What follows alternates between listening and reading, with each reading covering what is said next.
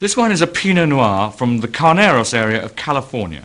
Carneros is just north of San Francisco and is famous for being remarkably cool in a hot state like California. That's important because the Pinot Noir grape likes cool conditions. The Pinot Noir is at its most famous in Burgundy in France, and that's a cool wine area. Well, the colour of this wine is a beautiful, fresh cherry red. It looks very, very inviting.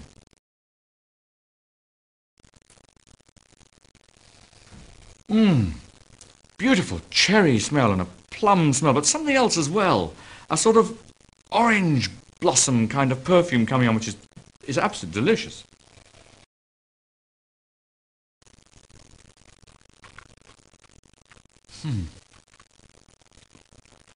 You want the Pinot Noir to give you fruit, you want the Pinot Noir to give you perfume and delicacy, and that's just what you get here. A lovely cherry fruit to it. The orange blossom is there. There's something slightly like kid love, a perfume like kid love. It's unusual, it's individual, it's absolutely delicious, and shows that it's not just Burgundy and France that can make good Pinot Noir. This is a Sancerre. It's made from the Sauvignon Blanc grape in the Loire Valley in France. Now, as soon as I think of the Sauvignon Blanc, I want snappy, tangy flavours. But in France, often the soil and the microclimate also have a strong effect on the flavour of the wine. Let's see if they do here. Well, we certainly get the Sauvignon colour. It's nice and pale. Again, a green tinge coming into the wine. Nice, pale, green-looking wine. It doesn't have a rush of strong green fruit flavours. What it does instead is have a rather cold, chalky quality. There's a slight coffee bean kind of smell, and in fact this wine is grown on flint soil. That's relatively rare, and I feel as though I can smell it in the wine.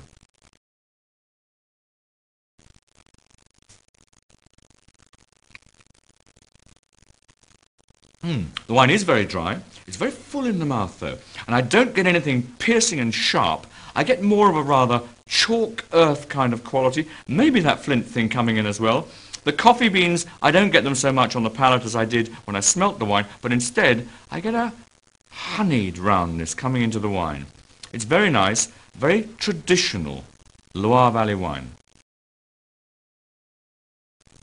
This is a red wine from the Bordeaux region in France. It comes from the Medoc and is based on the Cabernet Sauvignon grape, blended in with a little Merlot and Cabernet Franc.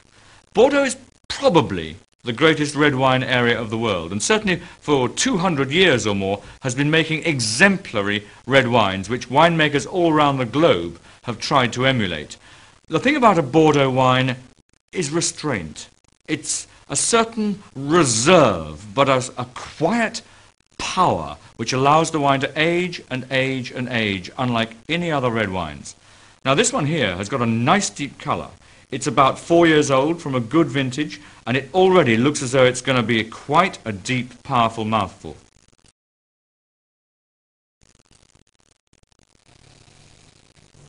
Yes, there's lots of smell there, but it's not like tasting a sort of New World Cabernet where you could immediately see fruit flavours. Everything's rather more reserved here. There's a little bit of blackcurrant, a little bit of black cherry probably, but there's an earthiness there, which is exactly what there ought to be. This has been grown on gravel soils, and the gravel soils leave a slight earthy quality in the flavour of the wine.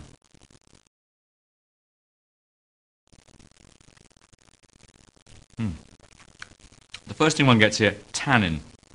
Tannin is what the Cabernet Sauvignon grape has bundles of, and tannin allows you to age the wine over 10 or 15 years. But there is fruit there because the fruit is ripe. It's quietly blackcurrant, quietly black cherry.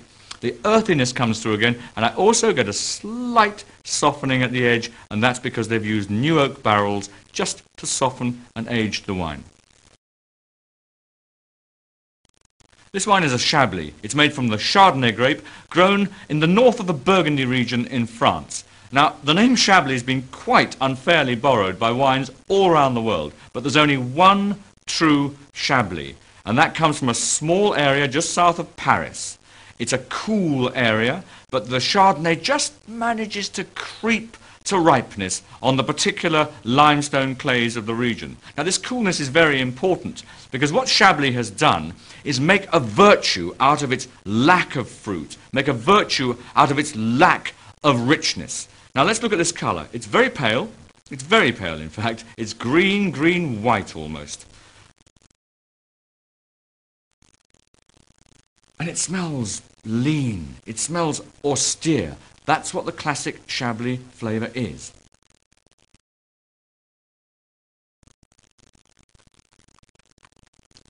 Yeah. It's lemony. It's sort of chalky. And that's actually what I should expect. I don't want rich, round, apricot-y kind of flavours, tropical fruit flavours, or even oak flavours. I can find those elsewhere. What I need from classical Chablis is something austere, something lean. But luckily this one's been well made and has just got a soft, creamy quality around the edge, which makes it very attractive, but very traditional. This is a Riesling wine from the Coonawarra area of Australia. Now the Riesling wine likes a cool climate. Coonawarra is fairly cool, but only in Australian terms. And remember, Australia is a fairly hot country. So I want to get the nice refreshing Riesling character, but I'm expecting that it may be a little rounder and a little fatter than an example, for instance, from the Mosel Valley in Germany.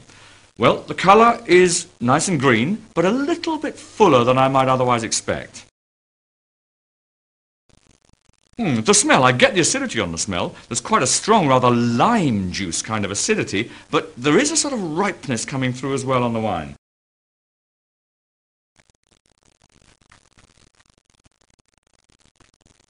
The acidity's still there, but with the acidity, there's rather peachy, warm, ripe, peachy fruit there. Even a little bit of fatness in the wine, and strangely, a sort of gasoline-y kind of quality running through at the end of the wine. Now, don't worry about that. Riesling often gets it, and this is quite a good example. This wine's a Sauterne, a sweet wine from the Bordeaux region in France. In good years, and this is a very good year, noble rot or botrytis affects the vineyards, and this is a fungus which shrivels the grapes and intensifies the sugar in the grapes, and that's what allowed you to make a very, very sweet wine. Now, I'm expecting a lot of richness here, and immediately the colour gives me the impression I'm going to get it. It's a full, round, golden colour. It's got a deep golden hue to it.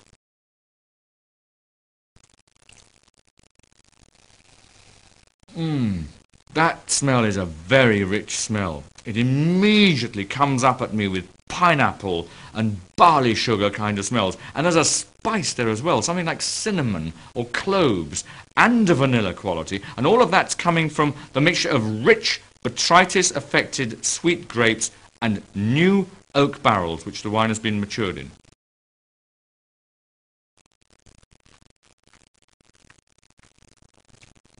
That's lovely. It is sweet. That pineapple really does come up in the wine. The barley sugar and almost a butterscotchy quality coming through as well. The spice is still there. There's a sort of acidity, a rather volatile acidity, like as though you'd bruised a very, very ripe peach. And that's also a thing you often get in botrytis-affected wines. This is a lovely, rich wine now, and you could age it for 10 or 20 years if you wanted to.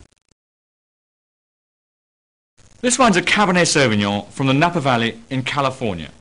Cabernet Sauvignon is the great grape of Bordeaux in France, but California nowadays makes many of the finest Cabernet Sauvignons in the world. California in general is a warm climate, so what we're looking for here is a wine with a deep colour, with a big structure, and with intense fruit flavours. Let's see whether we get it. Well, certainly that's a lovely deep colour. It's quite mature, the wine is 6 years old, and it's really holding its colour well. And it certainly has developed a beautiful bouquet. The first thing that comes out of the glass is mint. Now, mint's quite rare in Cabernet Sauvignon, but it's absolutely delicious when you get it. And right behind the mint, I get black cherry, nice, sweet, juicy black cherries, and black currants as well.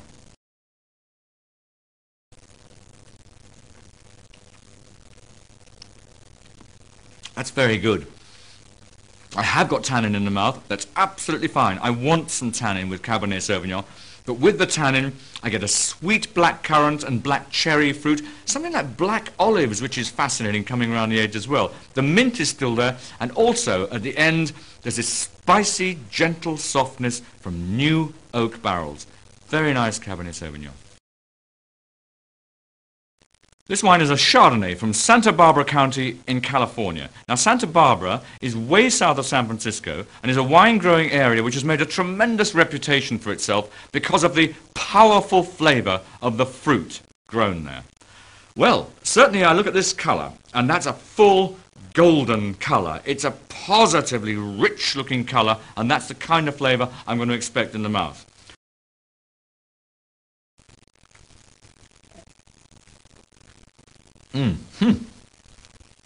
The bubbles. That's what's good about champagne. Those bubbles run up and down in your mouth. They foam in your mouth. Now, the flavor is good. It's quite acid. But then the grapes that champagne is made from are acid. But the acidity is tempered by a roundness, a slight toffee gentleness. Very nice example of champagne. Oh, yes. I mean, this is very, very rich wine. Tropical fruit kind of smell immediately. A rich, almost peachy, apricot-y, rather figgy kind of smell. And there's oak there as well. They've obviously used oak barrels to mature this wine.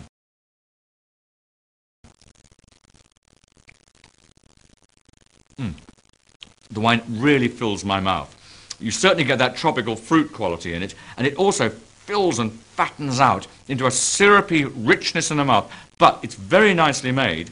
The acidity holds it fresh right the way through.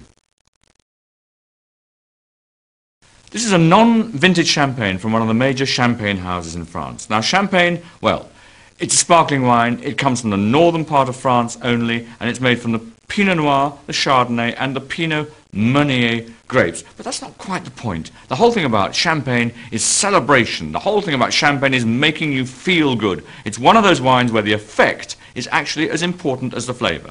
So what have we got? Well, lots of nice small bubbles running up the glass. That's good. I like that. Because the bubbles should be small, because if they're small, it means they've held in the wine much better, and if they've been held in the wine, they're going to explode in your mouth. The colour's nice. It's a nice green colour with a little bit of gold just coming, showing a little bit of maturity. Smells good. I mean, it's quite sharp, the smell. I mean, it's quite sort of green apple sharpness, but there's around that sharpness a sort of rather biscuity, toffee-ish quality. And this is because the wine has been in contact with yeast, and yeast has a nice creamy quality. When the wine is lying in its bottle, getting its bubbles, it is in contact with the yeast which actually created the fermentation in the first place. The creamy flavour in champagne is the yeast, and I want that.